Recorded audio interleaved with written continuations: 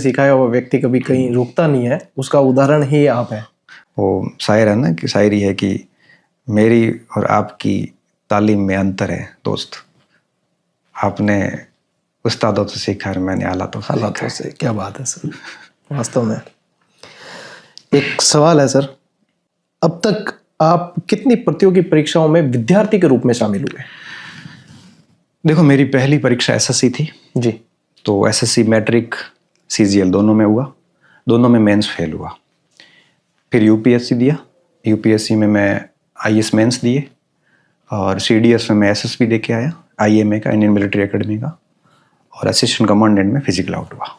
परीक्षा सबकी पास करी और ये सारा हो गया। रेलवे में एक असिस्टेंट स्टेशन मास्टर का पेपर दिया था जिसमें मैं साइको टेस्ट में फेल हुआ था, रिटर्न क्लियर था। और एक बैंक का दिया था जिसमें रिटर्न में फेल हो गया। केंद्र में इतने ही दिए। स्टेट की बात करूं तो आरपीएससी में आरएस का दिया, इंटरव्यू भी दिया था और फर्स्ट आरएस का तो आप 4 बार दे चुके? हाँ, इंटरव्यू भी दे चुका आरएस का तो जी। आरएस का दिया और कॉलेज प्रोफेसर और फर्स्ट ग्रेड और सेकंड ग्रेड, हेडमास्टर, एक एग्रीकल्चर मार्केटिंग ऑफिसर आया था, वो देने तो नहीं गया लेकिन उसमें तैयारी की थी। हाँ, तैयारी करी थी, गया नहीं था।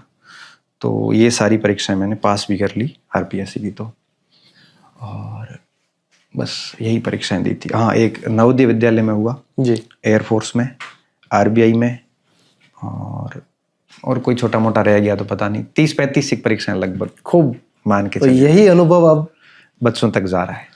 मतलब बच्चे कई बार ये सोचते हैं कि कैसे क्या करना है, लेकिन ये अनुभव ठोकरे खाने से उन्हें बचा देता होगा। बस बिल्कुल, ये चीज़ें कहीं ना कहीं देखो, हमने 2006 से मैंने परीक्षाएं शुरू करी, 18 तक दी है। इन 12 सालों में मान के चलिए 2-3 का एवरेज तो साल का रहा ही है। 30-35 परीक्षाएं दी है, पास लगभग सब में हुआ। बस किसी दूसरे या तीसरे चरण में फेल हुआ अलग इश्यू है, पहले चरण में निराशा हाथ लगभग कम लगी है। तो अब इन 30-35 परीक्षाओं का जो एक्सपीरियंस है ना, वो आपको किसी किताब में नहीं मिलेगा। बिल्कुल सही बात है। और शायद यही बातें बच्चों को अंदर से कनेक्ट कर जाती है। हाँ। तब कई बार बच्चे कहते हैं, और आपके इस पॉडकास्ट के नीचे भी कमेंट आएगा कि सर की बातें रियलिस्टिक होती हैं, धरातली बातें होती हैं। आएंगे डेफिनेटली। हाँ, क्योंकि सच बात यही है कि मैं उन स्थितियों से गुजरा हूँ, इसीलिए आपकी बातें छू जाती है। हाँ, वो यथार्थ है, उसमें आदर्शवादी बातें नहीं। मतलब कहते हैं कि बादाम खाने से अक्ल नहीं आती, ठोकरें खाने से आती है। लेकिन मैं इसमें थोड़ा सा ऐड करता हूँ कि ठोकर खुद को खानी जरूरी नहीं है। हमने खा रखी है, आप उनसे भी सीख सकते हैं। और जिसमें गणपत सिंह जी का नाम आ जाए तो फिर बाकी सभी विराम ले लेते हैं। अगला प्रश्न मैं सर से पूछता हूँ, इसमें से सर पहली सफलता आपकी कब, जिसमें ज्वाइन किया आपने? ये आप यूं समझ लीजिए कि काफी चीजें हैं। 9 में कर लिया था, जिसमें सैलरी आ गई आपकी? हाँ, आरबीआई में 9 में था। आरबीआई में? हाँ, फिर वो वहाँ से कुछ चीजें ऐसी भी थी कि वो फिर एलर्जेटिक दिक्कत वगैरह बहुत सारी चीजें हुई थी, ह्यूमिडिटी, हम सूखे क्षेत्र के लोग थे। फिर बीएड भी चल रही थी तो वो कर दिया।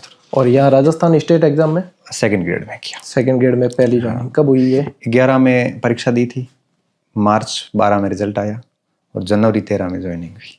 अच्छा। सेकंड ग्रेड में एक बार फेल हुआ था। अच्छा। 10 की वैकेंसी थी और कुछ पॉइंट से रह गया था। हालांकि इतनी तैयारी थी नहीं, सीरियस भी नहीं था, दोबारा दिया तो फिर उसमें हो गया था। और सेकंड ग्रेड के बाद में स्कूल लेक्चर, फिर एक बार स्कूल लेक्चर में फेल हुआ। पहली भर्ती में शायद 62-67 पोस्ट थी, उसमें फेल हुआ। फिर वापस अच्छे से दिया था तो फिर 13वीं रैंक से हो गया था। अच्छा। फिर एचएम में हो गया था, ज्वाइन नहीं किया सेकंड, क्योंकि सेकंड ज्वाइन नहीं किया। उसमें मार्क्स भी 420 के आसपास थे, 423-24 कुछ मार्क्स थे। डॉक्यूमेंट चेकिंग नहीं करवाई थी क्योंकि कॉलेज में हो गया था। अच्छा। फिर कॉलेज में ज्वाइन कर लिया। अभी मैंने कहा एक डॉक्यूमेंट चेक करवा तो किसी एक भाई की सीट जाएगी फालतू, तो हमने एक ग्रुप बना के 5-7 लोगों ने डॉक्यूमेंट्स दिए नहीं थे आरपीएससी को।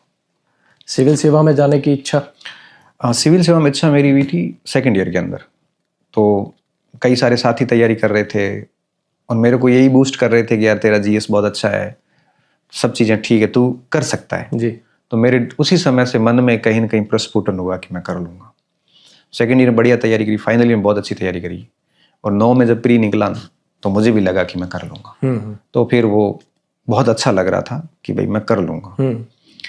फिर अल्सर के साथ ही वापस मन खराब हो गया। सेना में जाने का और इसमें जाने की मेरी बड़ी इच्छाएं थी। अच्छा। लेकिन वो कहते हैं ना कि जो हम सोचते हैं वो हो, ये ज़रूरी नहीं है। लेकिन जो हुआ वो इतना बढ़िया होगा कि वो नियति ने आपके लिए सेट कर रखा है, वो आपको ज़्यादा ऊंचाई देगा, ये तय बात है। बिल्कुल। तो फिर अब ठीक है, इधर बैठे। ये आपने जिक्र किया सर ये अल्सर वाला, तो जैसे कि ये बीमारी के कारण क्या हो कारण क्या है और लक्षण क्या है और क्या इलाज हो सकता है? हाँ, और ये बीमारी क्या है? ये प्रश्न भी जरूरी है क्योंकि भावी और पीढ़ी कोई के जैसे बच सके। क्योंकि इनिशियल स्टेज पे अगर ध्यान रखे तो बच जाता व्यक्ति। देखिए, मैं कारणों पे पहले बात करता हूँ। जी। कारण अभी तक मेडिकल साइंस में उसके पता नहीं चले। और बीमारी कौन सी है सर? अब 3 प्रकार के कारण बताते। कोई कहता है कि आप मांस मदिरा के कारण होती है, तो मेरी तो 7 पीढ़ी में कोई करता नहीं ना, मैंने कभी देखा ऐसा कुछ। दूसरा कहते हैं टेंशन से होती है। टेंशन तो मैंने ली नहीं क्योंकि मैं तो कभी बेरोजगारी नहीं रहा, घर में स्थितियां कभी खराब रही नहीं। और नॉर्मल चिंताएं होती है, वो तो सबको ही होती है, वो तो सबको ही हो जाती फिर ऐसे होती तो। तीसरा कहते हैं कि फैमिली हिस्ट्री रही होगी जी। अब मेरे पापा को रही नहीं, दादाजी को रही नहीं, उससे पहले अब रही है तो पता नहीं। और एक कारण बताते हैं ऑटो इम्यून डिजीज, कि आपकी इम्यूनिटी आपकी सेल्स को शत्रु समझ के अटैक करती है। अच्छा। और बड़ी आंत के अंदर है वो घाव कर देती है। ये सबसे बड़ा कारण बताया जाता है। इस सब मेडिकल साइंस में यही कारण है।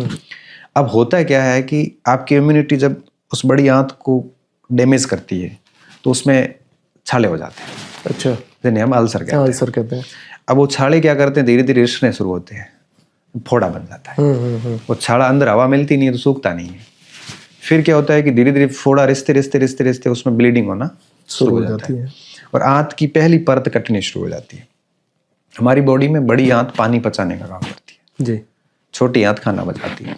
अब जैसे खाना पचा, खाना अंदर गया, बड़ी आंत में जाने के बाद जैसे सामान्य लोग होते हैं ना, उनके अंदर जैसे वो मल अंदर जाएगा ना तो क्या है कि लिक्विड डाइजेस्ट हो जाता है और वो अच्छे से दिन में एक बार फ्रेश व्यक्ति हो लेता है। ये प्रोसेस 24-25 घंटे चलती है। अल्सर वाले व्यक्ति के साथ क्या होगा कि वो बड़ी आंत उस पानी को डाइजेस्ट नहीं कर पाते, वो मल लिक्विड फॉर्म में रहता अंदर। आंतें पूरे दिन बचती रहेगी आपकी और पूरे दिन आप बाथरूम जाते रहोगे, वो पूरी साफ तो होती नहीं है। और फिर क्या है, पूरा दिन ऐसे कर करके आंतें छिल जाती है और फिर उस मल के साथ में आपका उसमें खून ब्लीडिंग चलती रहेगी, शुरू हो जाती है। और फिर ब्लीडिंग और कमर दर्द, फिर गैस्ट्रिक, फिर ज़्यादा बैठ नहीं सकते, इससे मूड स्विंग हो जाता है, हार्मोनल चेंज भी होते हैं। और फिर ये कंडीशन बनती है कि दिन में कम से कम आपको 15 से 20 बार आपको जाना पड़ेगा। और थोड़ी सी भी डर जैसी स्थिति है तो कंडीशन ये होगी कि आप कुछ नहीं कर सकते, फिर आप वाली बेड रेस्ट पे जाओ, ना सो सकते ज़्यादा, ना बैठ सकते ज़्यादा, ना चल सकते ज़्यादा। अब व्यक्ति एक प्रकार से गुलाम हो जाता है। ये इसके सिम्टम्स है। इलाज इसका कुछ नहीं है, ये आपको लाइफ टाइम रहता है। भविष्य ये होता है इसका कि अगर आप मेडिसिन से कंट्रोल करके रखते हो तब तो ठीक है, और मेडिसिन काम करनी बंद कर दी तब आंत को काटना पड़ेगा। अच्छा, लास्ट में कोई इलाज? लास्ट ऑप्शन यही रहता है कि आपके